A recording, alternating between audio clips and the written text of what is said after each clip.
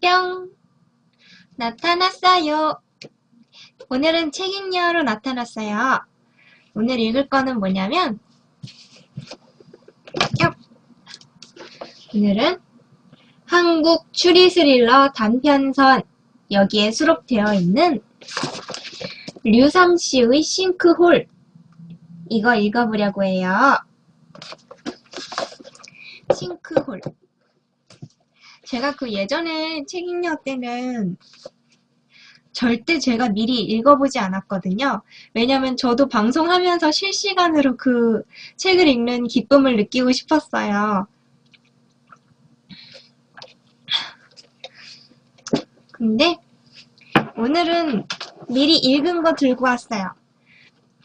되게 그 최근 책 읽녀 방송 때 미리 안 읽어보고 제목만 보고 작품을 골랐다가 조금 노잼이었던 사태가 있었기 때문에 오늘은 미리 읽어보고 나타났어요. 그래서 오늘은 1979년 출생인 현재 도서관 사서로 근무 중인 류삼씨의 싱크홀을 볼 거예요. 사서란 직업은 책은 넘쳐나지만 책 읽을 시간이 없대요. 자, 읽어볼까요? 이거는 시간별로 나와 있어요. 뭔가 사건이 있나 봐요. 오후 3시 15분. 거대한 구름이 움직이고 있었다. 구름은 대기 중의 물방울을 탐욕스럽게 빨아들였다.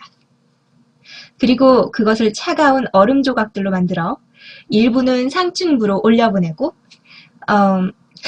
음전하를 띤 얼음 조각들은 하층부로 내려보냈다. 음의 성질을 띠게 된 구름이 서서히 이동하자 위기감을 느낀 대지는 양전하를 지표면에 모아들이기 시작했다. 이윽고 구름과 지표의 상대적 차이가 폭발할 정도로 커졌고 전위차가 1m에 100만 볼트까지 증가하였다. 이제 구름 속에 축적된 음전하가 더 이상 참지 못하고 지상으로 내리꽂혔다. 지표도 고송을 대포로 삼아 자신이 품고 있던 양전하를 쏘아 올렸다. 3만도의 열기가 서로 맞부딪혀 시커먼 하늘을 반으로 쪼개놓았다. 제 할 일을 다한 고송이 그 속까지 새카맣게 타버리고 나서야 우르릉 쾅 하는 소리가 대기를 울렸다. 남자는 드디어 나왔죠? 남자는 번쩍이는 빛에 놀라 지하실에 나있는 조그만 환기창으로 하늘을 올려다보았다. 어두워지고 있었다. 그는 대기 중에서 비릿한 비냄새를 맡을 수 있었다. 서둘러야 했다. 아직 할 일이 많이 남아있었다. 남자는 금속 철제 테이블 위에 알몸으로 누워있는 여자를 내려다보았다. 입을 벌려 어금니 뒤에 솜을 채워 넣었다. 중력 때문에 아래로 처져 있던 뺨이 통통하게 부풀어 올랐다. 남자는 여자의 볼에 조직 생성액을 넣을까 하다가 솜으로 충분하다고 결론을 내렸다. 남자는 조명 위에 투명 테이프로 고정시켜 놓은 여자의 사진을 보았다. 여자는 놀이공원의 회전 목마 앞에서 미소를 짓고 있었다. 남자는 여자의 입술 곡선을 유심히 관찰했다. 아랫입술은 도톰하게 부풀어 있었고 윗입술의 산은 낙타의 등처럼 선명했다. 남자는 윗니빨의 명주실을 단단히 감고 아래 송곳니도 그렇게 했다. 그리고 힘껏 잡아당겼다. 입이 다물어졌다. 남자는 여자의 입술에 바셀린을 곱게 펴 바르고 핀셋으로 너덜너덜한 피부 조직을 떼어낸 다음 입술 봉합 크림을 발라주었다. 흔히 초보자들은 입술선을 일직선으로 만드는 실수를 하고는 한다. 하지만 사람의 입은 말발굽처럼 각이 져 있기 때문에 중간 부분을 약간 튀어나오게 해야 한다. 다음은 눈이었다. 남자는 사진 속 여자의 눈을 자세히 들여다보았다. 여자의 눈에는 프레임 밖에서 사진을 찍고 있는 사람에 대한 애정이 그대로 드러나 있었다. 여자의 눈동자는 연한 갈색이었다. 장난기로 반짝이던 눈은 이제는 그저 하나의 구멍에 불과했다. 남자는 여자의 눈꺼풀을 열고 안구와 안을 꼼꼼하게 닦았다. 눈꺼풀 밑에 마사지 크림을 발랐다. 그리고 윗 눈꺼풀을 집어올리고 포셉을 사용해서 솜을 밀어넣었다. 어느 정도 모양이 잡히자 안구 캡을 이용해서 볼록한 형태를 유지하도록 만들었다. 자연스럽게 눈을 감고 있는 형태가 잡히자 강력 접착제로 붙였다. 도 선생님, 퇴근 안 하세요? 남자는 뒤를 돌아보았다. 조수가 말을 걸고 있었다. 해야지. 어머니 걱정도 되고. 지금 악당의 목소리를 제가 하고 있어요. 주인공이지만. 어머님은 좀 어떠세요? 여전하시지 뭐. 아, 그렇다고 요양원에 보내기도 뭐하고. 그러게 말이에요. 나이 들수록 치매 보험이라도 들어둬야 한다니까요. 조수는 말을 꺼냈다가 멈칫했다. 내가 끝냈으니 위생 처리 준비를 해줘. 알겠습니다. 조수가 동맥에 튜브를 연결했다. 핸드폰을 열어 시간을 확인했다. 핸드폰 바탕화면에는 생머리를 하나로 묶은 여자와 사내아이가 병원 로비에 앉아있는 모습이 비스듬하게 찍혀 있었다. 두 사람은 카메라를 의식하지 못하고 다정하게 이야기를 나누고 있었다. 카메라를 의식하지 못한 채로 다정하게 있었다. 이 대목을 보는데 뭔가 몰래 찍은 느낌이 나죠?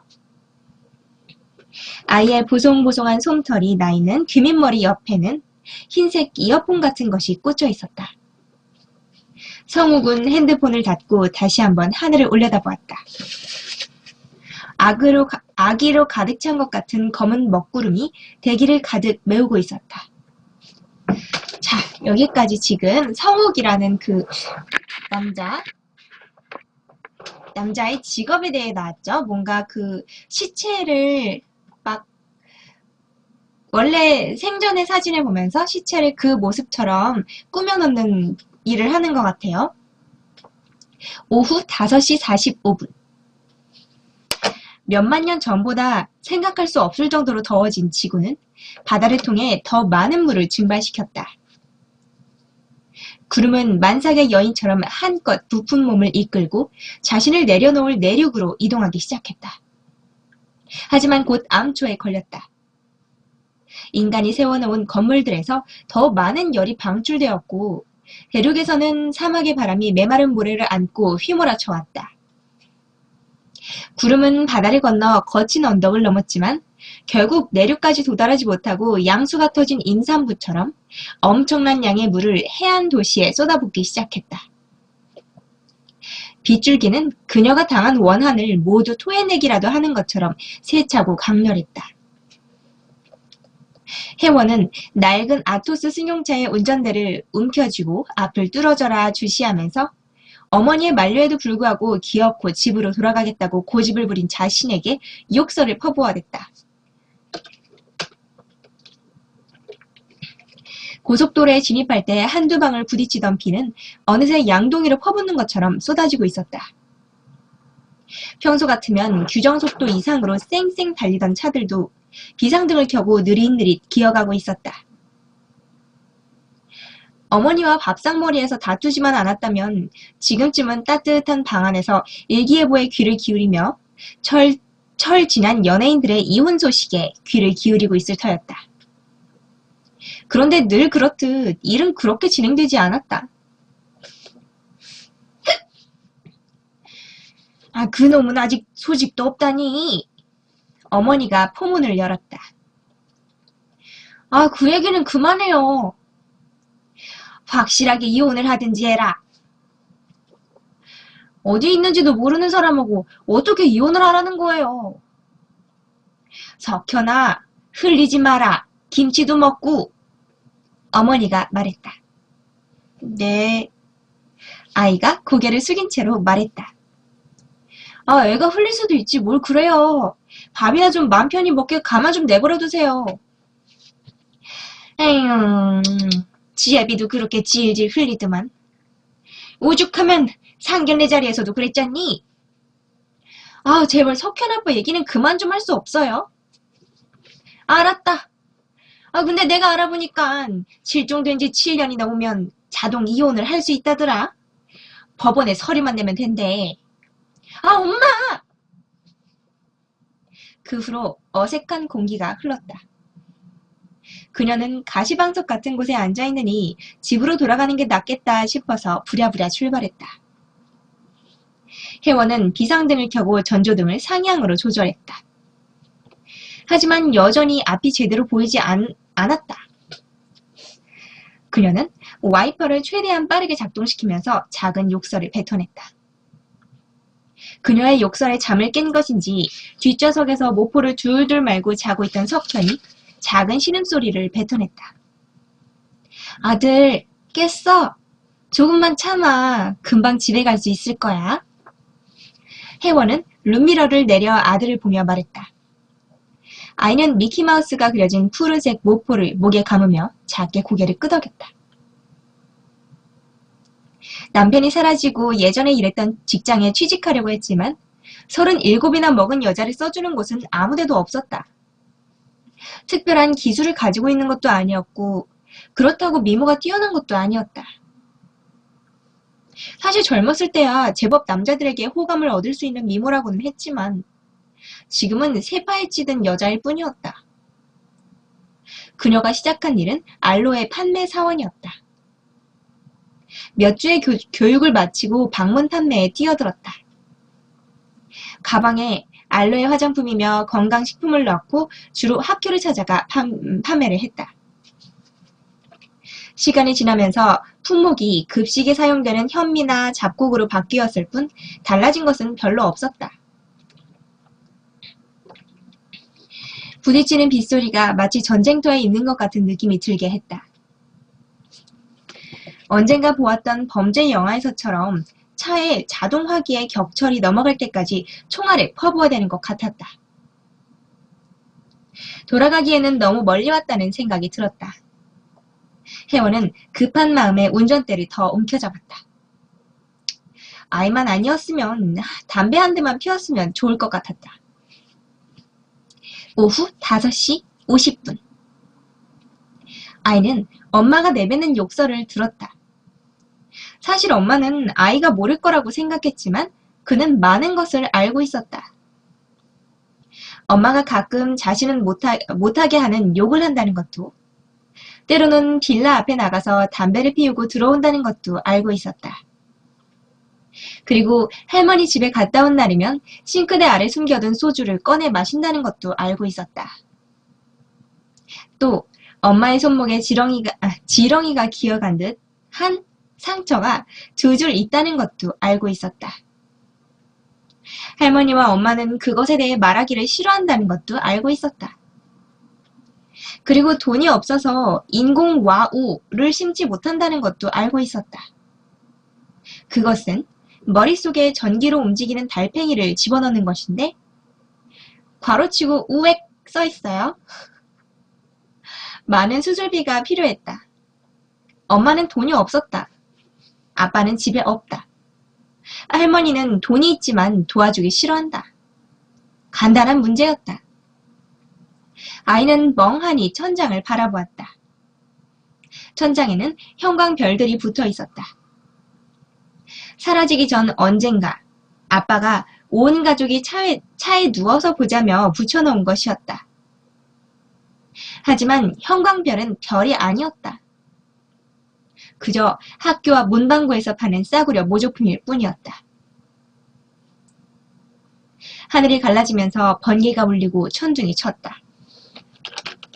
폭탄이 터지는 듯 굉음이 울렸다. 아이는 귀에서 보청기를 빼내었다. 세상은 아득한 소리로 바뀌었다. 아이는 언제부터인가 엄마와 아빠가 싸울 때면 슬그머니 보청기를 빼는 버릇이 생겼다. 석현은 모포를 더 끌어안으며 차창에 흘러내리는 커다란 어둠을 바라보았다. 어둠이 차창에 흘러내리고 있대요. 오후 8시 4분. 혜원은 철천지 원수라도 되는 것처럼 퍼붓는 피를 노려보았다. 하지만 시야는 전혀 트이지 않았다. 아직도 도로에 있나 봐요. 고속도로를 빠져나오면서 빗줄기는 더욱 굵어졌다. 세상이 물로 멸망되려는 것 같았다. 해안도로의 사면에서 낙석이 떨어지며 천장에 부딪혔다. 바다는 하얀 포마를 일으키며 발버둥을 치고 있었다. 휴대폰 벨소리가 울렸다. 이런 상황에서 휴대폰을 받는 것이 현명한 일이 아니라는 생각이 들었다. 하지만 벨소리는 끈질기게 자신의 존재를 알리면서 울려댔다. 아들, 전화 좀 받아. 그녀가 말했다. 하지만 뒷좌석의 아이는 아무런 소리도 들리지 않는지 눈을 감고 있었다. 때때로 그녀는 아이가 무슨 생각을 하고 있는지 도무지 알 수 없을 때가 있었다. 아이는 그저 자신만의 세상에 빠진 채 생각에 잠겨 있을 뿐이었다. 벨소리가 계속 울렸다. 어머니의 잔소리일 것이다. 하지만 어쩌면 계약을 연장하자는 전화일 수도 있었다. 가능성이 거의 희박하다고 해도 그동안 들인 공을 생각하면 받지 않을 수 없었다. 이어폰을 귀에 꽂고 핸즈프리의 버튼을 눌렀다. 집에 도착했니? 어머니였다. 아직 가고 있어요. 그녀가 퉁명스럽게 답했다. 텔레비전에서 그러는데 비가 많이 온단다. 알아요, 엄마. 저 운전 중이니까 끊어요. 예, 아까 하던 얘기 말이다. 제가 어떻게든 해볼게요. 제 자식이니까 제가 알아서 해야죠. 그게... 지직거리며 전화가 끊어졌다. 제 다이얼 버튼을 눌렀지만 통화권 이탈이라는 메시지만 떠올랐다. 그것은 갑자기 나타났다. 뭐가 나타났죠, 지금? 샤워 커튼 너머로 사물을 바라보는 것처럼 뿌연 물막 속에서 둔덕이 나타났다. 해안도로 사면이 무너지면서 토사가 쓸려 내려와서 차선을 완전히 막고 있었다. 혜원은 급브레이크를 밟으며 핸들을 오른쪽으로 틀었다. 타이어는 ABS 시스템을 가동하면서 바닥을 움켜잡으려 애를 썼다. 하지만 도로에 생긴 수막 현상으로 차는 이리저리 제멋대로 굴러가기 시작했다. 핸들을 틀었지만 미끄러지는 차체를 바로 잡을 수 없었다. 잡아! 그녀가 석현에게 소리질렀지만 아이는 듣지 못했다. 하지만 차체가 왼쪽으로 확 쏠리자 머리를 손잡이에 꽝 부딪혔다. 아이가 비명을 질렀다. 뒷좌석에 쌓아놓았던 국물 샘플이 터지면서 좁쌀이며 시래기 나물, 콩, 팥, 수수 같은 것들이 와르르 쏟아졌다.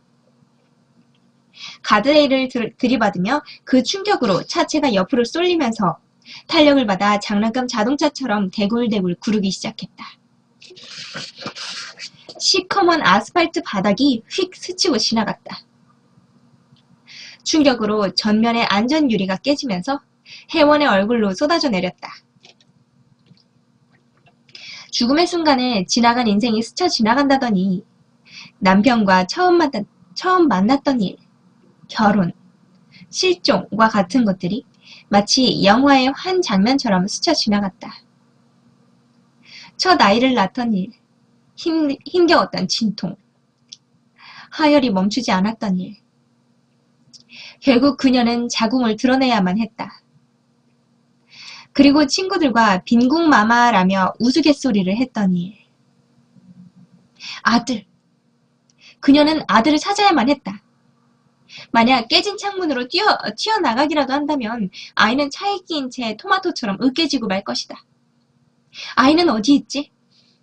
차가 휙 돌아가면서 차가운 빗줄기가 얼굴을 때렸다. 그녀는 온통 옷이 젖는 것도 모른 채 하늘을 쳐다보았다. 시커먼 하늘은 어디가 아스팔트 바닥이고 어디가 하늘인지 알 수 없게 만들었다. 다시 안전벨트가 세차게 당겨지면서 허공에 들렸다. 아들? 혜원은 안전벨트에 매달려 아들을 찾았다. 아이의 비명이 들렸다. 석현은 괴성을 지르면서 차 안을 대굴대굴 구르고 있었다. 옆 유리창에 부딪히고 밖으로 튕겨져 나가려고 했다. 잡았다. 하지만 못 볼 뿐이었다. 다시 쾅 하는 충격과 함께 빗줄기가 얼굴을 때리고 유리 조각이 우수수 떨어졌다. 한 번 더 차가 굴렀다. 잡았다. 그녀는 곡물 찌꺼기들과 함께 밖으로 튀어나가려는 아이의 목덜미를 잡았다. 입는 힘껏 끌어안고 움켜쥐었다. 차는 모로 세워진 채 미끄러지기 시작했다. 빗물에 레일을 타고 차는 계속해서 미끄러지고 있었다. 혜원은 제발 반대편에서 오는 차가 없기를 빌었다. 만약 다른 차가 질주해 온다면 영락없이 들이받쳐 종이 조각처럼 구겨지고 말 것이다.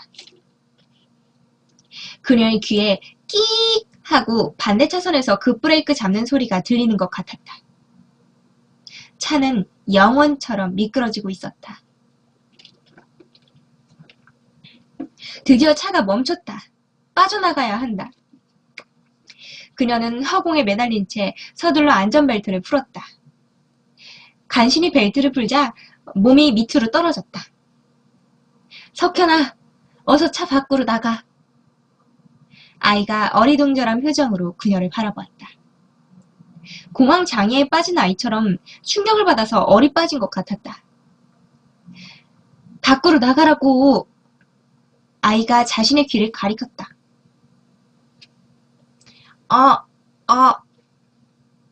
보청기 없어? 고개를 끄덕였다. 엄마가 찾아볼 테니까 어서 나가. 혜원은 아이의 엉덩이를 받쳐서 모로 세워진 창문 밖으로 밀어내었다. 아이가 올라가자 차체가 기우뚱하고 움직였다. 그녀는 아이의 손을 잡고 차 밖으로 밀어냈다. 뛰어, 석현아! 아이가 도리개질을 했다. 어서 뛰어! 그때 아이의 겨드랑이를 잡는 손이 있었다. 자, 누가 나타났어요? 조력자가. 남자는 아이를 번쩍 들어서 도로로 내려주었다. 괜찮으세요? 빨리 나와요! 남자가 물었다. 잠깐만요! 혜원은 차 안을 손으로 더듬었다. 깨진 유리 조각들과 곡물 알갱이들이 부유하고 있었다. 손으로 아무리 더듬어도 보청기처럼 생긴 것은 찾을 수 없었다. 세차게 퍼붓는 빗줄기는 차 안을 호리병처럼 만들고 있었다. 어서 나와요! 남자가 손을 내밀었다. 혜원은 포기하고 남자가 내민 손을 붙잡았다. 억센 손이 느껴졌다. 남자가 주는 힘을 따라서 밖으로 나왔다. 혜원이 차 밖으로 나오자 차가 기울면서 옆으로 쓰러졌다. 오후 8시 49분. 성욱은 히터를 더 세게 틀었다. 여자는 아이를 끌어안고 와들와들 떨고 있었다. 비에 젖어 속옷이 그대로 드러났다. 다행히 다친 곳은 별로 없었다. 여자의 이마에 상처가 나기는 했지만 일어난 사고에 비하면 기적 같은 것이었다. 차는 어쩔 수 없이 버려두고 왔다. 핸드폰 통화도 되지 않아서 사고 연락을 할 수도 없었다. 그것은 성욱의 핸드폰 역시도 마찬가지였다. 해안가에서 장사를 하는 집들도 모두 셔터가 내려져 있었다. 그만하길 다행입니다. 그렇죠. 몇 살이니? 아이에게 물었다. 하지만 아이는 아무런 반응이 없었다. 그것은 그를 무시하는 눈빛이 아니라 아무런 소리도 듣지 못한 눈빛이었다. 귀가 거의 들리지 않아요. 여자가 말했다. 사고 나면서 보청기를 잃어버렸어요. 저런. 쉿, 쉿. 와이퍼가 불길한 소리를 내며 움직였다. 하지만 노인의 무기력한 몸짓처럼 물을 제대로 퍼나르지 못하고 있었다. 해안도로를 벗어나야 하지 않을까요? 여자가 물었다. 적당한 기회를 봐서 그렇게 해야겠어요. 성욱이 산타페의 속도를 줄이면서 말했다. 해안도로 곳곳에서 토사가 흘러내리고 있었고 탁한 물줄기에 의해 도로 상황을 제대로 읽을 수 없었다. 바다에서 비바람이 몰아쳐 차를 불안하게 흔들어댔다. 라디오를 틀자 기상특보가 흘러나오고 있었다. 범성동 일대가 물에 잠겨가고 있습니다. 현재 시간당 150ml가 넘는 많은 비가 내리고 있으며 이 상태로 계속 내리면 도시는 완전히 물에 잠기고 말 것입니다. 어쩌다 이런 날씨에 차 끌고 나오셨어요? 어머니 때문에 집에 가봐야 해서요. 어머니가 치매시라... 거꾸로 됐다. 어쩌다 이런 날씨에 차를 끌고 나오셨어요. 어머니 때문에 집에 가봐야 해서요. 어머니가 치매시라 밖으로 돌아다니셔서 문을 잠가놓고 나왔거든요. 지대가 낮아서 비가 계속 오면 물이 찰 텐데 걱정입니다. 오후 8시 54분. 아이는 엄마의 품에서 오들오들 떨고 있었다. 방금 전 사고 때문에 속이 쓰려왔다. 하지만 아픈 곳은 없었다. 사실 온몸의 감각이 둔해진 것 같은 느낌이 들었다. 손이 떨렸다. 엄마에게서는 젖은 흙냄새가 났다. 아이는 엄마 냄새를 찾으려고 품속을 더욱 파고들었다. 아무런 소리도 들리지 않았다. 그저 깊은 수면 속으로 가라앉아 있는 것처럼 웅 하는 소리뿐이었다. 아이는 검게 코팅된 선루프 위로 떨어지는 물방울을 바라보면서 차 안이 심해를 탐사하는 잠수함 같다고 생각했다. 오후 9시 1분. 저분이 어머니신가요? 대시보드 앞에 있는 사진을 가리키며 혜원이 물었다. 네. 남자가 사진을 힐끗 보면서 말했다. 운전 때문에 신경이 쓰이는지 남자는 어딘지 불편해 보였다. 사진 속에서는 흰색 원피스를 입고 손으로 뜬 것 같은 갈색 쇼를 걸친 노부인과 남자의 부인으로 보이는 여자, 그리고 남자아이가 어색하게 웃고 있었다. 숲에서 찍은 것인지 굵은 참나무와 소나무들이 배경으로 있었고 아이의 발치에는 조잡한 색이 칠해진 목마가 있었다. 부인의 표정이 결혼식에서 사진사의 신호에 따라 억지로 웃음을 짓는 것처럼 굳어 있었다. 조금 불길하죠? 그 사진이 표정이 어색한 사진을 붙여놓은 거니까. 어머님께서 참 고우시네요. 그렇죠? 치매 걸리신 지 얼마나 되셨어요? 원래 치매는 주변 분들이 힘들다던데. 여자가 물었다. 그렇다고 요양원 같은 곳에 계시기는 힘들 것 같아서요. 요양원에 가 계신 적이 있었는데 오히려 전화가 너무 자주 와서 더 번거롭더군요. 저도 그래요. 어머니가 한 분 계시는데 점점 어린아이가 되어가는 것 같아요. 늙으면 아이가 된다 그러더니. 차는 해안도로를 벗어나 시내로 들어섰다. 그곳은 전쟁이 터져 대피령이 내려진 폐허가 된 도시 같았다. 도시의 온갖 쓰레기가 물 위에 소용돌이 치고 있었다. 도시를 가로지르고 있는 창대교는 물에 잠길 듯 넘실거리고 있었고 탄천 주차장에는 몇 대의 차들이 곧 물에 잠길 것 같았다. 한 남자가 자신의 차에 시동을 걸려고 애쓰고 있었지만 곧 경찰에 의해서 끌려 나왔다. 급하게 도시를 빠져나가려는 차들이 주변을 가득 메우고 있었다. 모퉁이를 돌자 파출소가 보였다. 저기 내려주세요. 혜원이 말했다. 내려서 사고 신고도 하고 어머니께 전화도 드리고 그래야겠어요. 노란색 우비를 입은 경찰이 금방이라도 날아가 버릴 것 같은 우산을 들고 파출소에서 나왔다. 강풍이 불어 우산을 꺾어버렸다. 경찰은 못쓰게 된 우산을 팽개치고 하늘을 바라보았다. 오늘 같은 날엔 경찰도 정신없을 겁니다. 비가 좀 그치면 하는 게 좋겠군요. 남자가 그녀의 팔을 움켜쥐었다. 남자의 길고 하얀 손가락은 마치 살이라고는 하나도 없는 해골처럼 그녀의 손목을 재워왔다. 더 이상 패를 끼칠 수는 없어요. 그녀는 남자의 손에서 손목을 빼내려고 안간 힘을 썼다.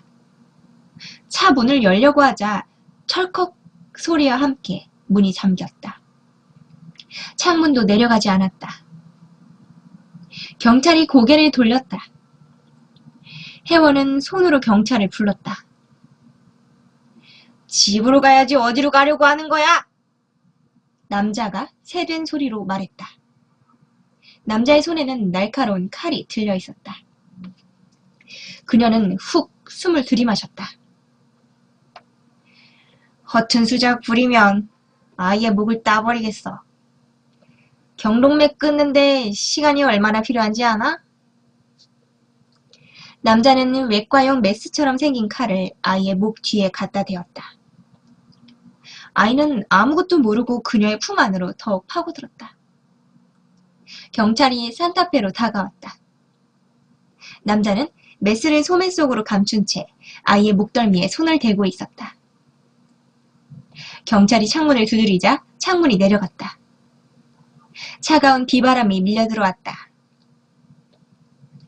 무슨 일이십니까? 어서 대피하셔야 합니다. 호우경보가 내려졌습니다. 경찰이 비바람에 맞서 싸우기라도 하는 것처럼 악을 쓰며 말했다. 수고 많으십니다. 아이가 아파서요. 가까운 병원이 어디 있습니까? 남자가 아이의 목덜미를 지그시 눌렀다. 지금은 병원도 제 업무를 보지 못하고 있습니다. 심한 것이 아니라면 대피하십시오. 일단 해열제로 버텨봐야겠네요. 수고하세요. 남자는 차를 출발시켰다. 경찰이 보이지 않게 되자 남자가 차를 세우고 조수석 쪽으로 몸을 기울였다. 다른 사람들이 보면 차 안에서 키스를 하고 있는 연인처럼 보일 자세였다. 남자는 메스를 아이의 목덜미로 미끄러뜨렸다. 아이의 하얀 목덜미에서 핏줄이 팔딱팔딱 뛰고 있었다. 그것은 낚싯대에 끌려 물에서 배 위로 끌어올려진 갈치의 팔딱거림 같았다. 남자가 자신의 목을 왼쪽에서 오른쪽으로 긋는 신용을 했다. 혜원은 눈을 질끔 감았다. 빗소리가 잦아들었다. 남자가 메스로 그녀의 옆구리를 훑어 내려갔다. 근육이 움츠러들었다. 메스는 뒤척이는 아이를 지나 그녀의 치구를 스치고 찢어진 스타킹 옆 허벅지에서 멈추었다. 여기가 대동맥이야. 쑤시고 1cm만 옆으로 구우면 돼. 조용히 집으로 돌아가자. 알았어요. 시키는 대로 할 테니까 아이한테 이러지 말아요. 그러면 이리 와서 운전해. 남자가 말했다. 남자가 차에서 내려 조수석까지 돌아오는데 얼마나 시간이 있을까? 재빨리 차문을 잠그고 차를 출발시킬 수 있을까? 혜원은 남자를 깔아뭉개서라도 차를 출발시킬 자신이 있었다. 어쩌면 남자가 차 밑에서 으깨어지는 소리를 들으면 더 행복해질지도 몰랐다. 자, 아이를 이리 줘야지. 남자가 사무적으로 말했다. 그리고 차의 시동을 끄고 열쇠를 자신의 주머니에 집어넣었다. 아주 치밀하네요. 혜원은 아이를 건네주고 기어서 박스를 넘어 운전석에 앉았다. 남자가 아이를 안고 조수석에 올라타자 의자를 조정하고 차를 출발시켰다. 남자는 옆좌석에 앉아 작게 콧노래를 흥얼거렸다. 즐거운 곳에서 문날 오라여도. 오후 9시 27분.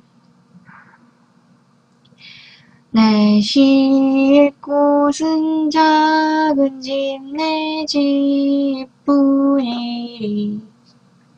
성욱은 긴장으로 잔뜩 굳어져 있는 여자의 얼굴을 관찰했다.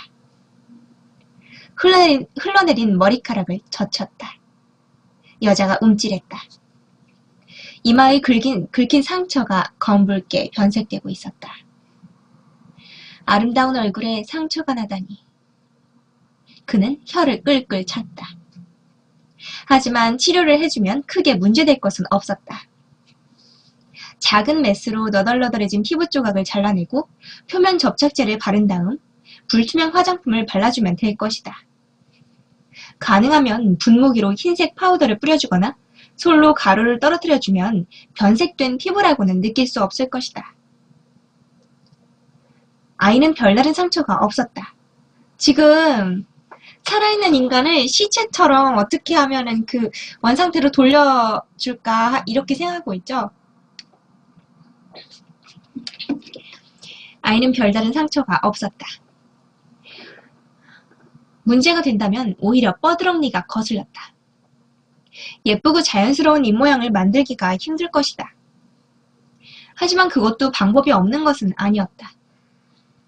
남자는 아이를 안고 머리를 쓰다듬었다. 성욱은 오래전부터 이렇게 될 것이라는 것을 알고 있었다. 모든 것이 다시 제자리를 찾을 거라는 사실을.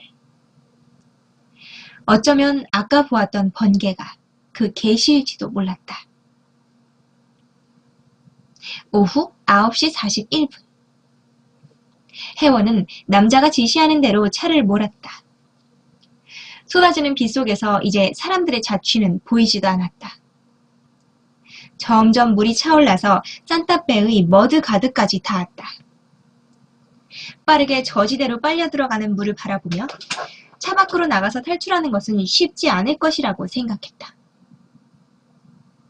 언젠가 남편 대신 민방위 훈련에 갔다가 들었던 말이 생각났다. 강의 시간에 늦게 들어오고 일찍 끝내주는 것이 명강사라면서 너스레를 떨던 강사는 흐르는 물에서는 15cm의 깊이에도 휩쓸려 갈 수 있다고 말했다. 지금 물의 높이가 얼마나 될까? 그녀는 모르지만 석현이가 제대로 도망갈 수나 있을까? 우선 아들에게 지금의 위험을 어떻게 전달할지도 의문이었다. 아이는 아무것도 모른 채 남자의 품에 안겨 그녀가 운전하는 모습을 물끄러미 바라보고 있었다. 다른 사람이 본다면 그저 평범한 가족 같았다. 중앙로로 들어섰다. 저지대인 중앙로는 온통 물에 잠겨 있었다. 정비를 제대로 하지 않은 하수도는 더러운 오물을 토해냈고 기름과 배설물들이 둥둥 떠다니고 있었다. 강풍이 불어닥치자 가로수가 허리를 꺾고 비명을 토해냈다. 신호등 건너 직선로 5층 건물에 걸린 산풍 찍힌 간판이 바람에 덜렁거리고 있었다. 주인이 서둘러 떠났는지 닭 모양의 네온 사인까지 켜진 채였다. 혜원은 필사적으로 머리를 굴렸다. 차에서 무기가 될 만한 것이 있다면 무엇이 있을까 생각했다. 어쩌면 조수석의 글로브 박스 안에 뭔가 도움이 될 만한 것이 있을지도 모른다. 하지만 남자가 조수석을 차지하고 앉아있어서 무리였다. 혜원은 산타페의 속도를 줄였다. 물이 거의 방향 지시등까지 차올랐다. 소용돌이치는 흙탕물 속에 무엇이 있는지 알 수 없어서 조심스러울 수밖에 없었다. 무엇인가 아들을 이 차 안에서 탈출시킬 수 있는 것이 있을 것이다. 전방을 주시하면서 계기판을 꼼꼼하게 관찰했다. 속도계, 안전계, 유량계. 늘 타던 아토스와 다를 바 없는 계기판이었다. 천장에 달린 버튼 하나만 달랐다. 혜원은 물이 가득 찬 저지대를 빠져나가기만을 기다렸다. 알루미늄 휠이 거의 드러났을 때 혜원은 천장의 업다운 버튼을 눌렀다. 선루프가 열리면서 세찬 비가 들이치기 시작했다. 아, 무슨 짓이야! 남자가 소리쳤다. 미안해요. 히터인 줄 알았어요. 닫아! 닫고 있어요. 혜원은 갑자기 가속 페달을 밟았다. 도로가 젖어 있어 제대로 속도가 나지 않았다. 남자가 속도를 줄이라고 소리쳤지만 그녀는 가속기를 바닥까지 있는 힘껏 밟았다. 이윽고 물속에서 빠져나온 타이어가 괴로운 신음을 토하며 도로를 박차고 튀어나갔다. 떠내려온 명동 칼국수 간판을 박아버리고 앞으로 튕겨져 나갔다. 충격과 함께 산타페의 타이어가 연석을 타고 올라갔다. 이미 연석까지 물이 넘쳐 흐르고 있었다. 연석을 타고 오른 차는 셔터가 내려진 산풍 찍힌 건물을 들이받았다. 온몸으로 충격이 전해져 왔다. 그녀는 그저 정신을 잃지 않기를, 그리고 석현이 무사하기만을 빌었다. 썬루프는 모두 열렸다. 남자가 충돌로 인해 메스를 떨어뜨렸다. 혜원은 남자의 손에서 아이를 낚아챘다. 아이는 어리둥절한 표정이었다. 가! 소리치며 아이를 썬루프로 밀어 올렸다. 아이가 발버둥을 치면서 밖으로 나가려고 애썼다. 남자가 아이의 바짓단을 잡았다. 혜원은 남자의 볼을 손톱으로 긁었다. 혜원은 아이를 썬루프 쪽으로 밀어 올리면서 한 손으로 문 손잡이를 잡아당겼다. 열리지 않는다. 필사적으로 등 뒤를 더듬어 훅을 열었다. 다시 한번 손잡이를 잡아당기자 문이 확 열리면서 그녀의 몸이 차 밖으로 쏠렸다. 남자가 그녀를 잡으려고 했다. 그녀는 몸을 누이면서 있는 힘껏 남자의 얼굴을 걷어찼다. 남자의 얼굴이 조수석 옆에 손잡이에 부딪혔다. 치맛단이 찢어지면서 그녀의 몸은 차가운 물속에 처박혔다. 하늘에서는 세찬 비가 쏟아져 내리고 있었다. 그때 그녀의 눈으로 5층 높이에서 위태롭게 흔들리는 커다란 닭 모양의 간판이 보였다. 닭의 부리가 지상으로 향한 채 위태롭게 강풍에 흔들리면서 진자운동을 하고 있었다. 아마도 그녀가 차로 들이받은 충격 때문에 더 급격하게 흔들리고 있는 것 같았다. 석현은 아직 차 지붕 위에 있었다. 혜원은 벌떡 일어나서 아이를 잡아당겼다. 하지만 차 속에서 놈이 아들의 허리춤을 잡고 있어서 도무지 밖으로 빼내지지 않았다. 삐걱! 간판이 불길한 소리를 내었다. 곧 떨어질 것이다. 그리고 그것은 지붕 위에 있는 아들의 몸을 직격할 것이다.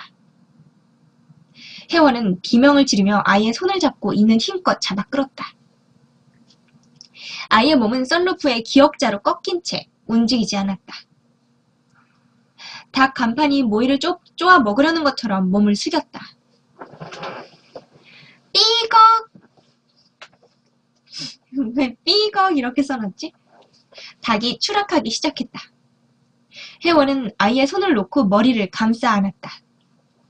간판이 차의 지붕을 강타했고 차체가 흔들리며 날카로운 파편이 그녀 주위로 튀었다. 그녀의 눈 속에 날카로운 파편에 피투성이가 되어있는 아들이 그려졌다. 하지만 눈을 뜨자 아이는 놈의 품속에 붙들려 있었고 목에는 날카로운 메스가 대어져 있었다. 아주 그 사이에 재빠르게도 메스를 찾았네요. 아이의 눈에는 눈물이 그렁그렁했다. 아이의 입에서 알 수 없는 괴성이 새어져 나왔다. 어서 타! 남자가 말했다. 일단 시내를 벗어나자고. 혜원은 남자의 말에 따라 차를 움직였다.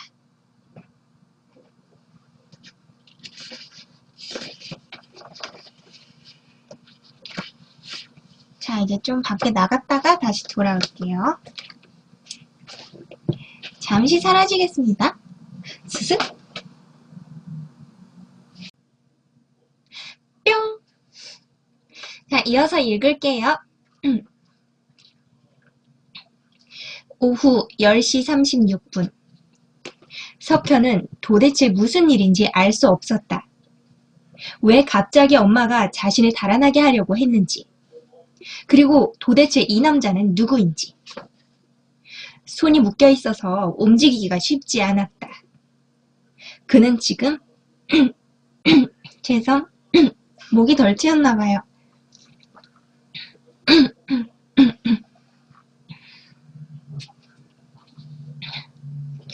그는 지금 엄마와 남자가 하고 있는 대화가 무엇인지 들을 수 있으면 좋겠다고 간절히 생각했다. 차는 시내를 벗어나자 외곽순환도로를 거쳐 점점 인적이 드문 곳으로 진입했다. 차 한 대가 간신히 지나갈 정도의 울퉁불퉁한 길 옆으로 아름드리 나무가 점점 많아지고 있었다. 무성한 잎을 자랑하는 나무들은 정신 나간 여자가 산발을 하고 곡성을 토해내듯 서로의 살을 비비고 있었다. 아이는 틀림없이 산이 고통스럽게 울어대고 있을 것이라 생각했다. 차가 힘겹게 꼬불꼬불한 경사로를 오르자 시야가 탁 트인 공간이 나타났다. 산의 경사면에 마치 아라락 산에 걸쳐진 노아의 방주처럼 직사각형으로 길쭉하게 생긴 2층 건물이 세워져 있었다. 건물은 산을 등에 지고 검은 바다를 내려다보고 있었다. 전조등 불빛에 낡은 천사상과 바비큐용 드럼통, 낡은 탁자와 의자들이 나뒹굴고 있는 것이 드러났다. 앞마당에 차를 주차시키고 전조등을 끄자 끝을 알 수 없는 어둠이 아이를 감쌌다. 내려! 남자가 플래시를 비추며 아이와 엄마에게 말했다. 오후 10시 44분. 걸어! 성욱은 자갈이 깔린 마당을 플래시로 비추며 악을 썼다. 입을 벌리면 가글을 하는 것처럼 비가 들이닥쳤다. 집 뒤를 병풍처럼 두르고 있는 산의 사면에서 황토가 깎여 내려오고 있었다. 오래된 소나무들이 몸을 뒤틀며 비명을 질러댔다. 플래시를 비추자 고송 하나가 쓰러져 2층 베란다에 걸쳐 있었다. 다행히 나무의 줄기가 지붕을 뚫고 들어가진 않았다. 비가 그치고 나면 톱으로 잘라내야 할 듯 싶었다. 어디선가 우지끈하는 소리가 들렸다. 숲이 몸살을 앓고 있었다. 성욱은 문을 열고 들어가며 소리쳤다. 어머니, 다녀왔어요? 대답이 없었다. 살려주세요! 여자가 소리를 질렀다. 당신 아들이 우리를 납치해왔어요! 그는 여자의 발악을 무시하고 두 사람을 욕실로 집어넣었다. 두 사람의 몸에서는 퀴퀴한 냄새가 났고 비에 흠뻑 젖어 있었다. 씻어! 깨끗하게! 성욱은 여자와 아이를 밀어넣고 자신도 지하 작업실 옆에 붙은 샤워실로 들어갔다. 냄새나는 옷을 벗어서 쓰레기 봉투에 넣었다. 몸에 비누칠을 해서 더러운 오물을 씻어냈다. 그리고 야쿠르트가 주성분인 바디워셔액을 풀어서 향긋한 냄새가 날 때까지 비벼댔다. 거울 속에서는 탄탄한 몸매를 가진 남자가 서 있었다. 지속적인 운동을 통해서 그의 복근은 날렵하고 탄탄했다. 그는 여자와 아이에게 마른 옷을 가져다 주려다가 여자들이 씻는데 남자들보다 훨씬 시간이 많이 걸린다는 것을 떠올리고는 작업실로 통하는 접이식 문을 열었다. 불을 켜자 먼지 하나 없이 깔끔한 실험실 분위기의 방이 드러났다. 지하 작업실은 그가 이 집을 리모델링할 때 심혈을 기울여 완성한 곳이었다. 작업실은 가운데를 접이식 포켓도어로 막아 두 부분으로 나누어 놓았다. 금속 문을 열고 들어가면 먼저 드러나는 곳에 샤워실과 작업복 등을 보관하는 캐비닛을 놓아두었다. 병원이라면 고인이 가족과 만나는 곳이라고 할 수 있었다. 포켓도어 안쪽이 그의 작업실이었다. 작업실은 바닥과 천장 모두 바둑판 모양의 흰색 타일로 되어 있었다. 중앙에는 철제 작업대가 있었고 작업대 양 옆으로 싱크대와 엠버밍에 사용되는 기계들이 놓여 있었다. 오타가 나 있군요. 그는 바퀴가 달린 이동식 테이블 위에 작업 도구들을 늘어놓기 시작했다. 갈고리 모양으로 휘어진 동맥류 바늘, 양쪽에 날이 달린 유협도, 생선의 이빨 같은 날이 달린 이빨형 지혈 감자와 동맥용 지혈 감자, 작은 칼, 다양한 상황에 쓰일 여러 형태의 가위들, 분리기, 몇 종류의 포셉과 반구비와 두구비 봉합침 여러 종류를 차례로 늘어놓았다. 남자가 공기 조절기를 가동하자 신선한 공기가 유입되기 시작했다. 지하실에서도 비냄새가 퍼지기 시작했다. 남자는 배기 후드에 스위치를 넣고 자기로 된 배액 설비가 제대로 작동하는지 점검했다. 굉장히 철저하군요. 가지고 싶은 작업실이다. 작업실의 벽과 천장은 셀룰로스 섬유판을 시공해서 소리가 새어나가지 않았다. 그는 잠시 눈을 감고 작업실의 고요를 즐겼다. 그는 이곳의 청결함과 조용함이 마음에 들었다. 마음에 들만하네요. 남자는 오려두었던 사진을 주머니에서 꺼내 들여다보았다. 막 깎은 듯 보이는 파란 잔디밭을 배경으로 닷하게 행복해 보이는 부부와 아들이 따뜻한 햇볕을 맞으며 앉아 있었다. 아이는 야구모자를 쓰고 개구쟁이 같은 미소를 짓고 있었고 부모는 그런 아이를 따뜻하게 바라보고 있었다. 탁자 아래서는 털이 복슬복슬한 강아지 한 마리가 잔디밭에 코를 파묻고 있었다. 완벽한 가정이었다. 사진 하단에는 행복을 드리는 대산건설이라는 문구가 반쯤 찢어져 있었다. 남자의 얼굴에 미소가 떠올랐다. 엄마는 언제나 그가 하는 일을 좋아했다. 이번에도 보여드리는 것이 좋을 것이다. 그는 슬슬 여자의 목욕이 끝났을 것이라고 생각하고 작업실 계단을 올라갔다. 오후 11시 15분. 혜원은 덜덜 떨리는 몸을 달래기 위해서 샤워 꼭지를 돌렸다. 다행히 뜨거운 물이 나왔다. 아이 역시도 오들오들 떨고 있었다. 그녀는 욕조에 따뜻한 물을 받아 아이를 들어가게 했다. 아이는 뜨거운 물속에 들어가서야 떨림을 멈추었다. 그녀는 아이를 욕조에 남겨두고 욕실을 둘러보았다. 무엇인가 날카로운 것이 필요했다. 샤워기는 벽에 고정된 형태였다. 하지만 어쩌면 벽에서 떼어낼 수 있을지도 모른다. 그녀는 샤워기의 봉을 잡았다. 아, 뜨거! 얼른 손을 놓았다. 샤워기는 뜨거운 물이 나오느라고 달궈져 있었다. 그리고 쉽사리 벽에서 떨어질 것처럼 보이지도 않았다. 수건함을 열어보았다. 남자의 어머니가 사용한 것이었는지 마른 수건 몇 장과 샴푸와 린스, 유리병 속에 들어있는 로션과 크림이 있었다. 흔한 면도기조차도 없었다. 로션? 크림? 병 바닥은 두꺼운 이중 유리로 되어 있었고 둔탁한 모서리를 갖고 있었다. 그녀는 팬티 스타킹을 벗어서 다른 쪽 다리를 그곳에 집어넣고 이중으로 만들었다. 찢어진 곳이 있었지만 매듭을 지어서 구멍을 메웠다. 그리고 발바닥 부분에 로션과 크림 병을 집어넣었다. 병 위에서 매듭을 짓고 휘둘러 보았다. 낭창거리긴 해도 쉽사리 찢어질 것 같지는 않았다. 좋은 무기가 만들어졌죠? 그녀는 뜨거운 물이 쏟아져 나오는 샤워부스 안으로 들어갔다. 샤워부스 안은 김이 서려 있었다. 혜원은 아이에게 글씨를 썼다.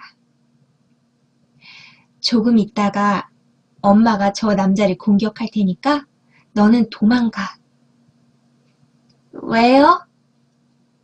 나쁜 놈한테 잡혀왔어. 엄마는요? 엄마는 석현이보다 힘도 세니까 괜찮아. 혜원은 아이를 꾹 끌어안았다. 아이의 심장이 쿵쾅거리면서 뛰는 것이 느껴졌다. 그녀는 아이를 으스러져라 끌어안고 이마에 뽀뽀해 주었다. 오후 11시 22분. 다 했어? 갈아입을 옷 가져왔어. 성욱은 빗장을 풀고 욕실 문을 열었다. 안은 뿌연 습기로 가득 차 있었다. 샤워부스 안에는 아무도 없었다. 그가 놀라서 두리번거리는 순간 갑자기 무엇인가가 날아들었다. 성욱은 반사적으로 몸을 틀었다. 뭉툭한 것이 관자놀이를 스치면서 쇄골을 때렸다. 격통이 어깨에서부터 뇌로 치달았다. 지독한 치통에 시달리고 있을 때 신경을 건드린 것 같았다. 여자가 휘두른 것은 타일 바닥이 부딪히면서 파삭 소리와 함께 깨졌고 좁은 샤워실 안에는 화장품 냄새가 진동했다. 그는 미식축구 선수처럼 여자의 허리를 잡고 뒹굴었다. 순간 문 옆으로 꼬맹이가 달려나갔다. 그는 녀석을 잡으려고 했지만 꼬마는 날렵하게 샤워실을 뛰쳐나가 복도를 내달렸다. 성욱은 여자의 머리채를 잡고 변기에 찧었다. 여자가 비명을 지르다가 힘을 잃었다. 일어나서 거울을 보니 눈 위가 살짝 찢어져 있었다. 왼팔을 들어 올리려 했지만 다시 한번 강한 통증이 밀려 올라왔다. 그는 여자의 머리채를 잡고 세면대에 들이박았다. 손에서 여자의 머리카락이 우수수 떨어졌다. 도무지 마음을 놓을 수 없는 여자였다. 왜 이렇게 남편을 존중하는 마음이 없는 것일까? 버르장머리 없기는 아이도 마찬가지였다. 도대체 세상이 왜 이렇게 변하는지 알 수 없었다. 모든 것이 텔레비전과 영화, 그리고 저속한 오락물 때문이었다. 주부를 상대로 한 온갖 저열한 프로그램들은 순종이 아니라 일탈을 부추기고 있었다. 가정의 파괴는 곧 세상의 파괴로 이어질 것이다. 지금 이 남자가 하는 생각들이 굉장히 폭력적이죠. 그리고 지금 이 남자는 멀쩡하게 잘 살고 있는 남의 가정을 자기의 가족이라고 스스로 세뇌하면서 살아가는 것 같아요. 그 여자와 아이가 자기 가족이라고 생각하고 있어요. 진심으로. 그래서 남의 가족 사진을 보고선 자기 가족이라고 생각하고 있어요. 그는 타월을 물에 적셔 찢어진 부분을 깨끗이 닦아낸 다음 주머니에서 순간 접착제를 꺼냈다. 그리고 찢어진 부위를 잘 맞춘 다음 슥 문질렀다. 한동안 피가 나지 않을 것이다. 그는 곧 꼬마를 쫓기 시작했다. 이거 되게 좋은 방법 같지 않아요? 다쳤을 때 순간 접착제를 딱 붙이는 거. 그러면 그 막 다쳤을 때 그 메디폼 듀오덤 이런 거 붙여가지고 산소랑 접촉하지 않게 꽉 눌러놓잖아요. 그거랑 같은 효과가 날 것 같아요. 오후 11시 29분. 아이는 복도를 내달렸다. 발에서 차가운 냉기가 스멀스멀 기어 올라왔다. 아무런 소리도 들리지 않았다. 어렴풋하게 천둥과 번개가 치는 것만 진동으로 느낄 뿐이었다. 아이는 숨을 곳을 찾았다. 2층으로 오르는 계단을 올랐다. 석현의 머릿속에서는 나무 계단을 밟을 때마다 삐걱거리는 소리가 천둥처럼 울렸다. 하지만 정말 그런 소리가 실제로 나는 것인지 알 수 없었다. 지금 아이가 보청기를 안 끼고 있죠. 몸을 납작 숙인 채 난간 아래로 계단을 내려다보자 남자가 거실을 뒤지고 있었다. 남자는 싱크대 아래도 뒤적여보고 소파 주변이나 텔레비전 뒤도 들여다보았다. 아이는 손등으로 입을 틀어막으며 작은 소리라도 새어나가지 않기를 바랄 뿐이었다. 남자가 시야에서 사라졌다. 잠시 뒤에 집 전체가 어둠에 휩싸였다. 아이는 어리둥절했다. 소리도 들리지 않는데 보이지도 않게 되었다. 어둠. 남자가 차단기를 내렸거나 정전이 된 것이다. 심장이 머릿속에서 작은 북처럼 쿵쾅거렸다. 물에 빠진 것 같은 진공 속에서 깊은 암흑만이 존재했다. 그리고 한순간 빛이 공간을 가르고 벽을 더듬었다. 남자가 플래시를 비춘 것이다. 빛이 그의 존재를 더듬고 있었다. 아이는 바닥을 기어서 안쪽 복도로 들어갔다. 첫 번째 방, 잠겨있다. 두 번째 방, 잠겨있다. 세 번째 방, 잠겨있다. 아니다. 돌아간다. 최대한 조심스럽게 문고리를 돌렸다. 그리고 작은 틈 사이로 몸을 비집어 넣었다. 살그마원이 문을 닫고 벽을 더듬었다. 스위치가 만져졌다. 좌우로 밀어보았지만 빛은 돌아오지 않았다. 손으로 더듬으며 앞으로 나갔다. 무릎이 무엇인가 딱딱한 것에 부딪혔다. 아이는 자신이 아픔에 비명을 지른 것인지 그렇지 않은 것인지 알 수 없었다. 이불이 덮여 있었다. 침대였다. 몸을 웅크린 채 눈이 어둠에 있기를 기다렸다. 서서히 방 안의 모습이 드러났다. 바다가 보이는 전면 유리창이 있었고 돌출된 베란다가 있었다. 창밖으로 거대한 무엇인가가 바람에 흔들리며 창에 비를 흩뿌리고 있었다. 그때 번개가 하늘을 갈랐다. 바다가 보이는 창가에 흔들 의자가 있었다. 그리고 홈드레스를 입은 누군가가 무릎에 강아지를 품고 앉아 있었다. 여자, 강아지. 아까 그 남자 그 강아지랑 같이 있던 가족 사진이 실제로 자기 가족이었던 것 같네요. 그리고 지금 뭔가 가족에 무슨 일이 생긴 것 같죠? 그리고 나서 그 남자가 가족이라는 형태에 집착하면서 자기 가족이랑 최대한 비슷한 가족을 찾아낸 것 같아요. 여자, 강아지. 분명히 그가 들어왔을 때 강아지가 커다란 소리로 짖었을 것이다. 어쩌면 지금도 짖고 있는지 모른다. 아이는 마른 침을 삼켰다. 남자가 강아지 소리를 듣고 이 방으로 찾아오는 것은 시간 문제였다. 아이는 미친 듯이 숨을 곳을 찾았다. 어서 이 방을 탈출해야만 한다. 아이는 문 앞으로 달려가 방문을 열어보려고 했다. 그때 빗줄기가 문틈을 훑고 지나갔다. 여자가 앉아있는 의자 뒤로 몸을 낮추었다. 빛이 지나갔다. 석현은 무거운 창문을 열고 베란다로 나갔다. 빗줄기가 쏟아지는 화살처럼 그의 몸을 직격했다. 금세 온몸이 흠뻑 젖었다. 베란다에서 최대한 몸을 숨길 곳을 찾았다. 아까 앞마당에서 본 부러진 나무가 베란다에 걸쳐 있었다. 어쩌면 저 나무를 잡고 밑으로 내려갈 수 있을지도 모른다. 맨발에 진동이 느껴지면서 다시 하늘이 갈라졌다. 이번에는 확실히 목격할 수 있었다.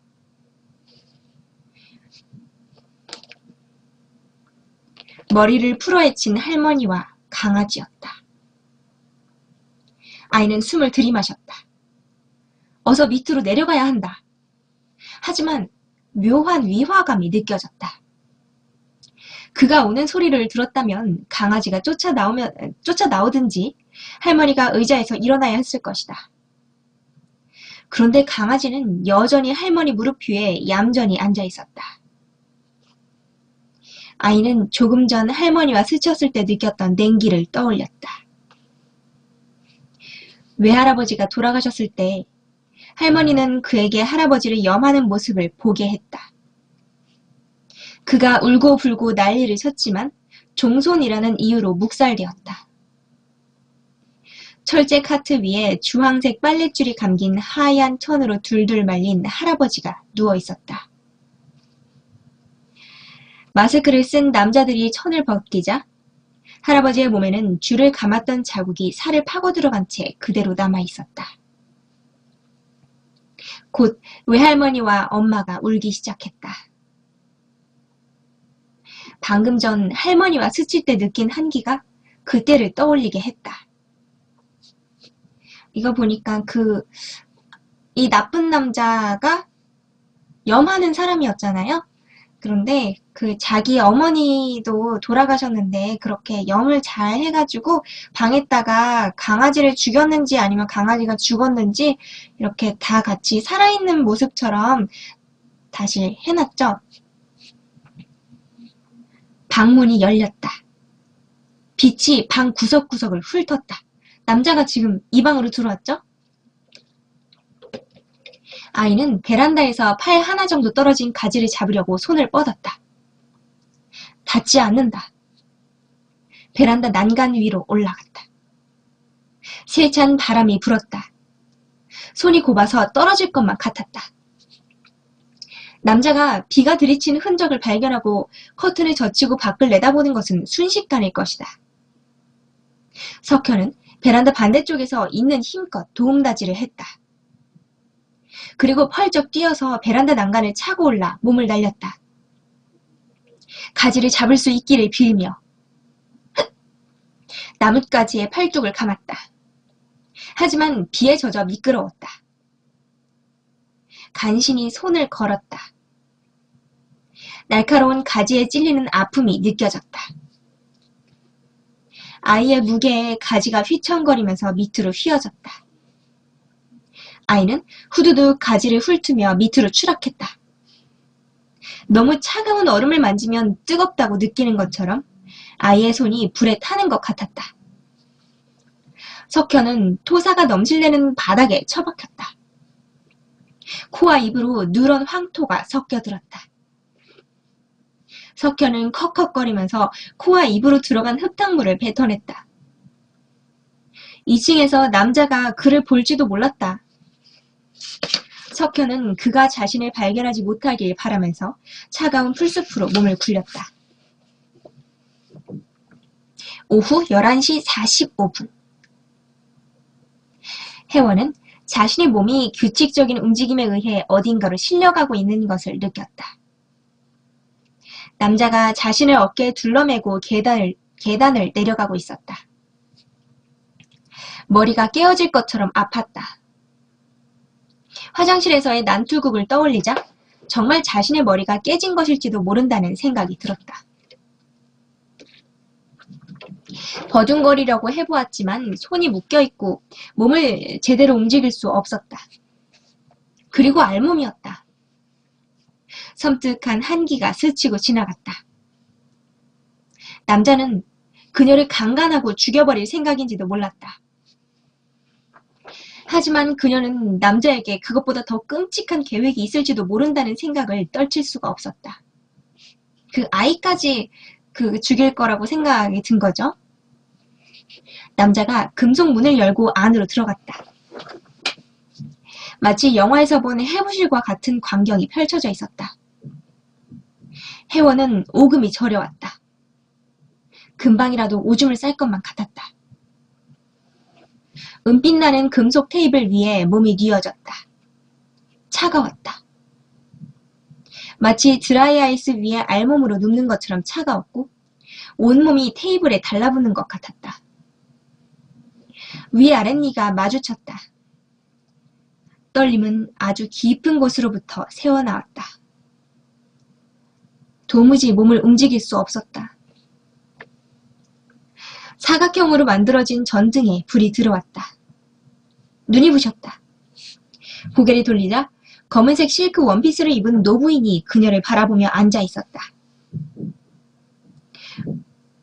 곱게 메이크업을 하고 있었고 잠자는 것처럼 눈을 감고 있었다. 엄마, 내가 뭐랬어? 결국 돌아올 거라고 했잖아. 남자가 입을 열었다.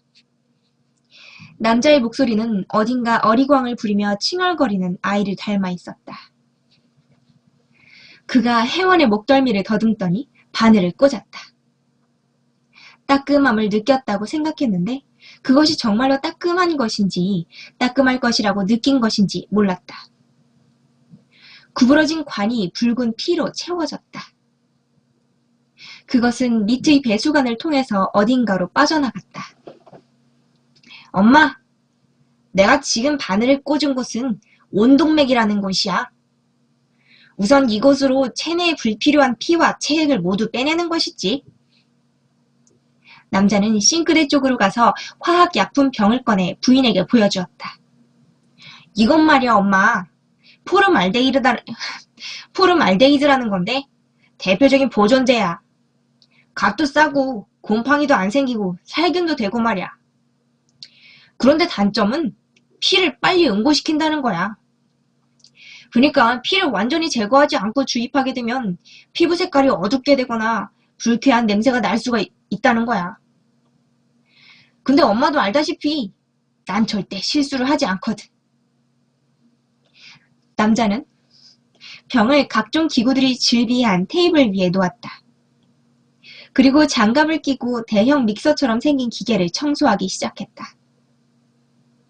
아, 이건 위생처리기인데 나중에 물하고 포르말린을 같이 섞어서 사용할 거야. 지난번에 사용하고 깨끗이 닦아놓긴 했지만 그래도 청결한 게 더 좋지. 늙은 여자는 한 번도 눈을 뜨지도 입을 열지도 않았다. 그저 곱게 화장을 한 완벽한 모습으로 그곳에 있었다. 혜원은 정신이 점점 멀어져가는 것을 느꼈다. 동맥에서 검붉은 피가 계속 빠져나가고 있었다. 온몸의 피가 모두 빠져나가는 데는 얼마나 걸릴까? 오래전 손목을 긋고 따뜻한 물에 담갔을 때의 기분이 되살아났다. 그녀는 서서히 나른함 속을 빠져들고 있었다. 아, 맞다. 예전에 이 여자 남편이 실종됐다 그랬었죠?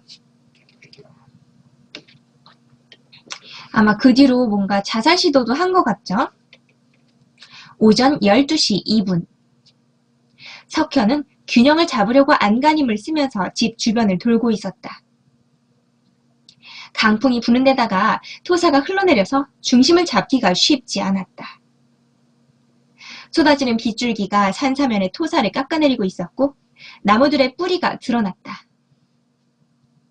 아이는 방금 전 집에서 유일하게 불빛이 새어나오던 지하실 창문을 통해 보았던 광경을 이해하기 위해 애쓰고 있었다.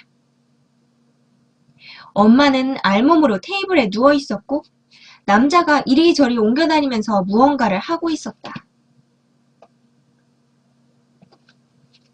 분명히 아주 끔찍한 일이 벌어질 것 같았다. 집 안으로 들어가 엄마를 구해야 한다. 문은 잠겨 있었다. 아이는 마당에서 커다란 돌을 주워왔다. 그리고 비에 떨면서 다시 한번 천둥이 울리기를 기다렸다. 몸이 덜덜 떨렸다. 오한이 온통 몸을 삼키고 있었다. 이러다가는 혀를 깨물어 버릴지도 모른다는 생각을 했다. 언젠가 백화점에서 어떤 아저씨가 갑자기 바닥에 누워 이렇게 몸을 떨어대던 것을 떠올렸다. 아이는 파랗게 질린 입술을 깨물며 한 손으로 몸을 문질러댔다. 순간 눈이 멀 것 같은 섬광이 번쩍였다. 돌을 전면창을 향해 집어던졌다. 들고 있던 나뭇가지로 주변을 쳐내고 손을 집어넣어 반대쪽 문을 열었다. 그 번개 다음에 천둥이 칠 때 최대한 맞춰가지고 소리를 낸 것 같죠? 그리고 깨진 유리 조각을 피해서 안으로 들어갔다. 부엌으로 가서 싱크대 서랍을 뒤졌다. 횟집에서 쓰는 것 같은 기다랗고 날카로운 칼 찾을 수 있었다. 아이는 그것을 다리에 붙이고 조심스럽게 복도를 걸었다. 혹시라도 젖은 옷에서 찌걱거리는 소리가 날까봐 더욱 조심했다. 아무 소리도 들리지 않았다.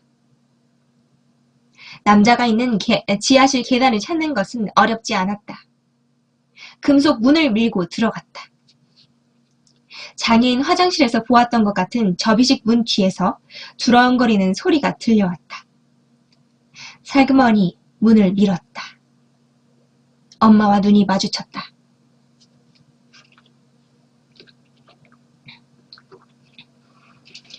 오전 12시 7분. 혜원은 평화로운 잠에 빠지고 싶었지만 무엇인가가 자꾸 잠을 방해하고 있었다. 집 전체가 불길한 신음을 토해내고 있었다. 그것은 낡은 의자에 아귀가 뒤틀리면서 나는 삐걱거림 같기도 했고 칠판을 손톱으로 긁어대는 소리 같기도 했다. 그녀는 자꾸만 감겨지는 눈꺼풀을 간신히 밀어올렸다. 그녀의 시야 한쪽으로 무엇인가가 움직이고 있었다. 아이가 머리카락이 앞니마에 찰싹 붙은 채 고개를 들이밀고 있었다. 남자를 보았다. 남자는 콧노래를 부르며 등을 돌리고 쪼그리고 앉아 믹서를 청소하느라 아이를 눈치채지 못하고 있었다. 도망가. 그녀가 아이에게 소리 없이 말했다. 아이는 도리지를 치면서 그녀에게 칼을 들어보였다. 아이는 그녀가 뭐라고 할 사이도 없이 테이블로 다가와서 그녀의 묶인 손을 잘랐다. 날카로운 아픔이 스쳐갔지만 고통을 느낄 사이도 없었다. 남자가 아이의 존재를 눈치챘다. 혜원은 벌떡 몸을 일으키며 테이블에 있던 화학약품 병을 집어 남자를 향해 집어던졌다. 남자가 본능적으로 몸을 피했다.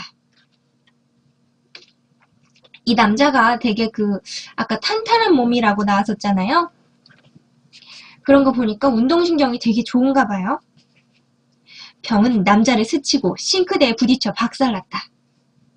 역겨운 암모니아 냄새가 퍼졌다. 갑작스럽게 몸을 움직이자 바늘이 목을 찔렀다. 뭔가 막 암모니아인지 염산인지 그런 거를 가지고 있는 것 같아요. 온갖 약품을. 혜원은 바늘을 잡아 뜯어버렸다. 피가 흘러내렸다. 남자를 향해서 작업대 위에 있는 이상한 모양의 가위, 칼, 바늘 같은 것들을 닥치는 대로 집어던졌다. 남자가 날렵하게 몸을 피하자 그녀가 던진 것들이 요란한 금속성을 내며 벽에 부딪혀 떨어졌다.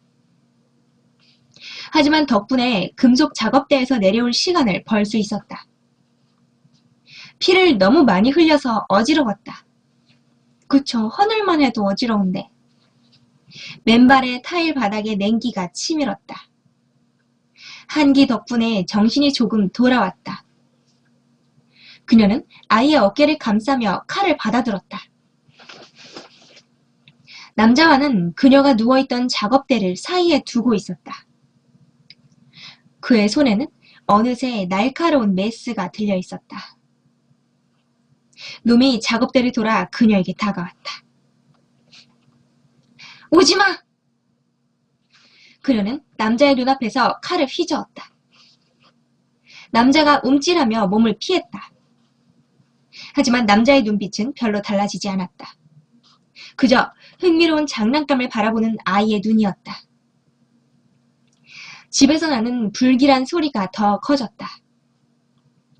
덫에 걸린 상처받은 짐승이 토해내는 마지막 울부짖음 같았다. 여 꼬마 녀석!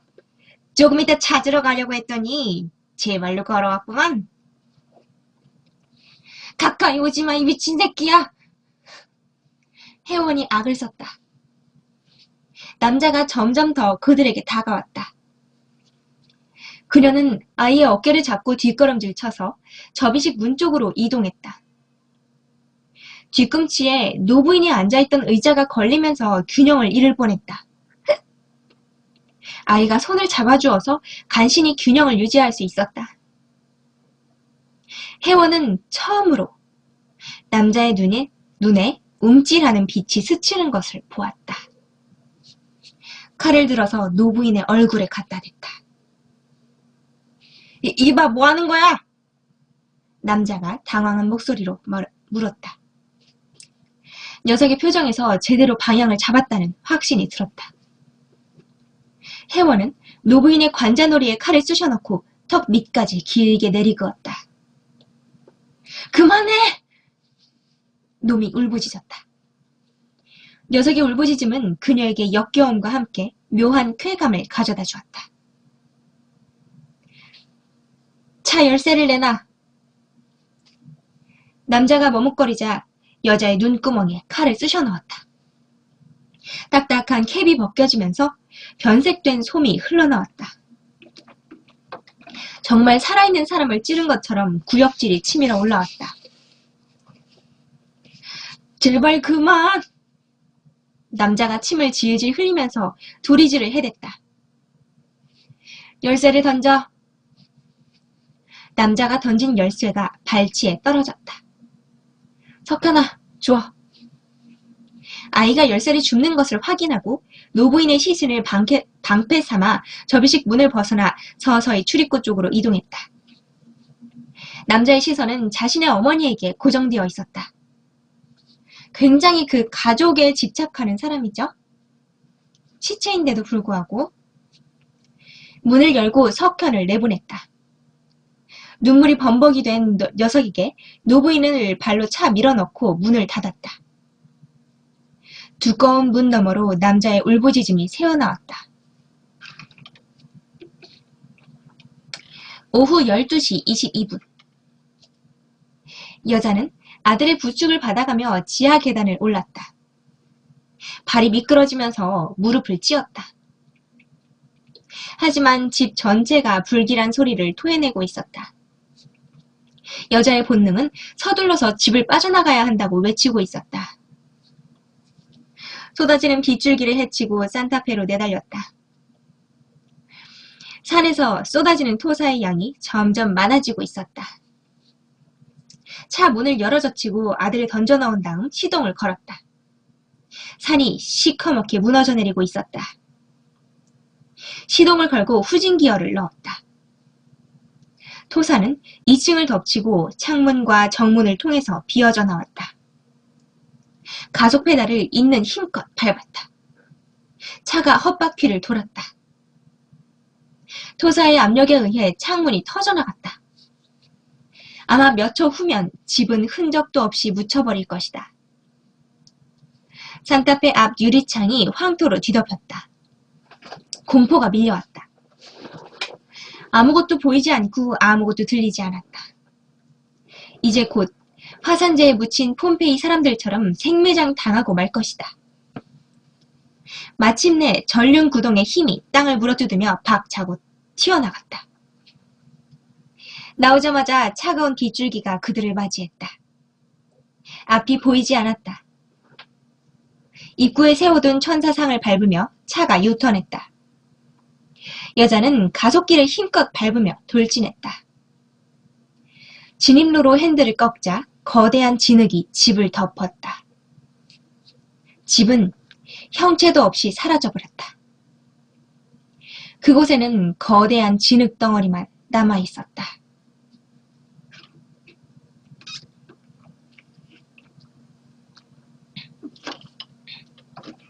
며칠 후 혜원은 석현의 손을 잡아당겨 쓰러진 우체통에 걸려 넘어지려는 아이를 일으켜 세웠다. 비가 지나간 거리는 코소보나 세르비아의 전쟁터 같았다. 도로 양쪽에는 부서진 간판들과 쓰레기 더미가 쌓여 있었고 허리가 동강난 은행나무가 버스 정류장을 덮고 있었다. 혜원씨가 말씀하신 곳에서 발굴 작업을 벌인 결과 한 노부인의 시체가 발견되었습니다. 그녀는 1년 전에 파라다이스 실버빌이라는 양로원에서 실종되었던 여자로 밝혀졌습니다. 다행히 데이터베이스에 실종 신고가 남아있어서 신속한 확인이 가능했습니다. 현재 그녀의 유가족분들이 시신 인도 절차를 밟고 있는 상황입니다. 하지만 말씀하신 남자의 시체는 아직 발견되지 않았습니다. 새로운 사태 진전이 있다면 즉시 알려드리겠습니다. 그녀의 사건을 담당한 형사가 알려준 말이었다. 알고 보니 그 노부인도 진짜 어머니가 아니었던 거죠? 어디서 그 납치한 사람이었어요?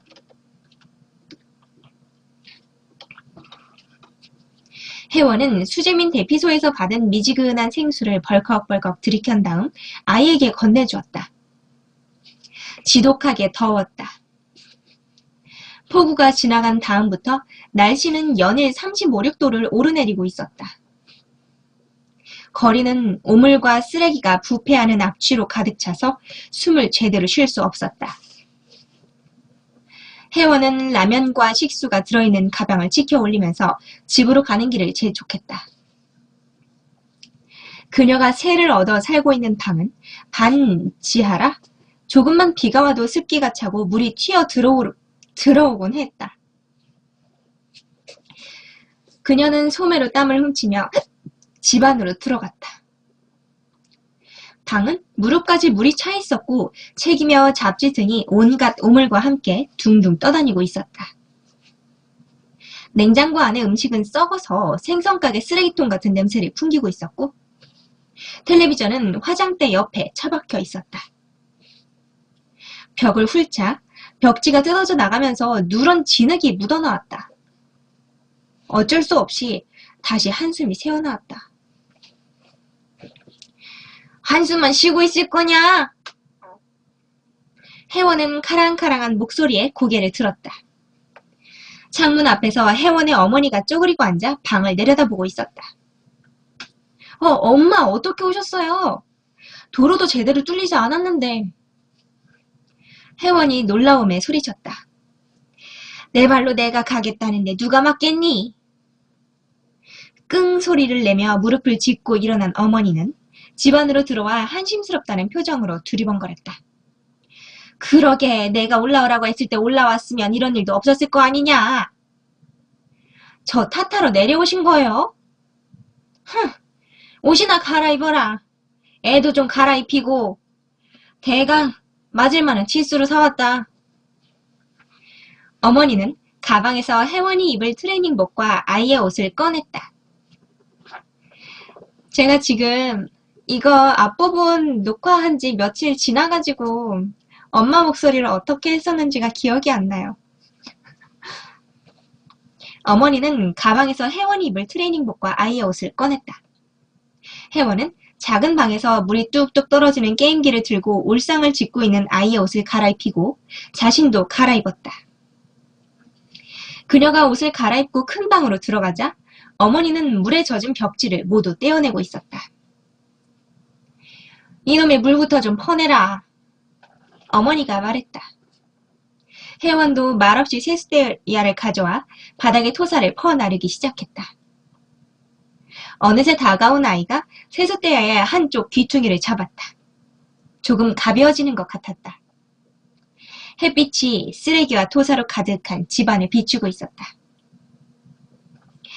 비록 어머니랑 맨날 싸우고 다투는 관계이긴 하지만 어쨌든간 어머니가 오셔서 이렇게 조금 다시 잘 돌아가는 것 같죠? UCLA 로고가 박힌 모자를 눌러쓴 남자가 아이스크림을 먹으며 그들을 바라보고 있었다. 남자는 아이스크림을 다 빨아먹고 나자 주머니에서 휴대폰을 꺼냈다. 사진 촬영 모드로 전환해서 여자와 아이를 프레임 안에 잡는다. 여자와 아이는 땀을 흘리면서 토사를 담아 밖으로 나르고 있었다. 남자는 흔들리는 프레임을 고정시키며 입술에 묻은 아이스크림을 핥았다. 잠시 후에 액정 안에 할머니 하나가 여자와 아이에게 다가가는 모습이 떠올랐다. 남자는 숨을 멈추며 확인 버튼을 눌렀다. 작게 찰칵 하는 소리와 함께 세 사람의 모습이 정지된 모습으로 화면에 잡혔다. 남자는 화면 아래의 파일 이름을 나의 가족이라고 적어 넣었다. 휴대폰을 주머니에 넣은 남자는 속삭이듯 콧노래를 불렀다. 즐거운 곳에서 나로라 하여도 이렇게 끝났어요. 이제 혜원과 아들 석원이었나? 아들이랑 어머니까지 전부 다 그 목표물이 된 거죠. 그 남자는 어떻게 빠져나갔나 봐요. 결국 시체를 버리고. 오늘 읽은 거 뭐였냐면요. 한국 추리 스릴러 단편선 여기에 수록되어 있는 싱크홀, 류섬 씨의 싱크홀이었어요. 이번 작품은 좀 오타도 중간중간 몇 개 있었고 맞춤법도 약간 틀렸었는데 아무튼 내용이 재밌어서 너무 잘 읽었어요.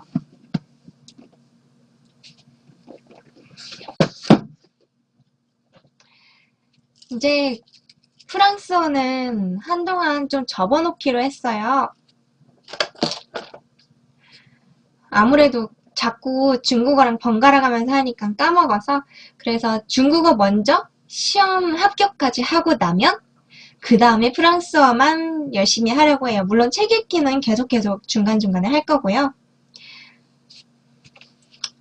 아무튼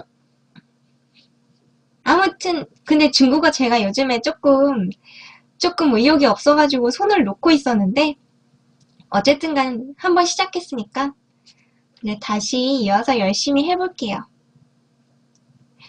오늘도 함께 해주신다고 고생 많으셨고요. 오늘 밤이면 푹 쉬시고요. 오전이나 낮이면 오늘 하루도 또 힘내서 활기차게 잘 살아봅시다. 저는 이제 오랜만에 지금 집에 들어와가지고 좀 뜨뜻하게 씻고 그래야겠어요. 요새 과자가 너무너무 좋아요. 이거는 그 다시 살찌고 있는 증거인데 한때 과자가 너무 땡길 때가 있어요. 근데 저는 과자를 조금씩 먹지 않고 잔뜩 이따만큼씩 사다가 밤중에 특히 밤 늦게 12시 이후로 과자를 계속 먹어요. 나중에 구역질 날 때까지 계속 먹어요.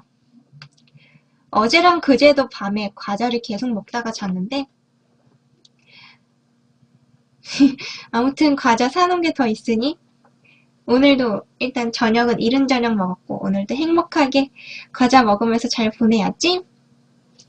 언니네 부부가 지금 휴가에서 돌아오는 길인데 이따가 밤에 그 여름나라로 갔어요. 휴가를. 그래서 제가 리무진 내리는 곳에서 대기하고 있다가 옷 좀 주고 그 집까지 데려다 주고 그러고 와야겠네요. 오늘 날씨 너무 추웠어요. 금요일인데 지금. 오늘 유독 춥더라고요. 오늘 아까 그 귀 동상 걸려가지고 막 엄청 빨개졌었는데 괜찮나?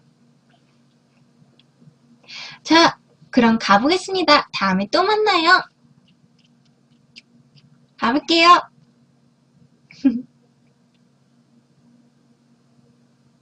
이제 다시 공부 힘내볼게요. 스스